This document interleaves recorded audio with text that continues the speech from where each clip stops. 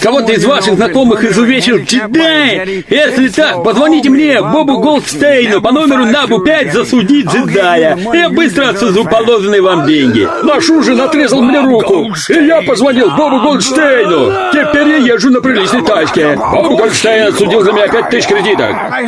10 лет стажа, готов работать на вас. Наконец-то мы сможем отомстить. Звоните сейчас. Я люблю тебя. Я знаю. А вот этого я не знал. Лейла и Вуки никогда не должны покинуть этот город. Мы так не договаривались, как и о том, что охотник за головами получит Хана. Я изменил условия договора. Молись, чтобы я больше ничего не менял. С каждым разом все хуже и хуже. Кроме того, я хочу, чтобы ты носил это платье и шляпу. Мы так не договаривались. Я изменил условия договора. Молись, чтобы я больше ничего не менял. С каждым разом все хуже и хуже.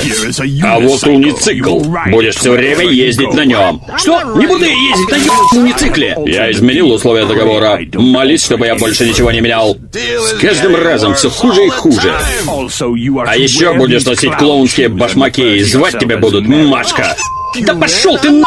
Не буду носить. Я изменил условия договора. Молись, чтобы я больше ничего не менял. С каждым разом все хуже и хуже. Это очень справедливый договор, и я рад, что я подписался.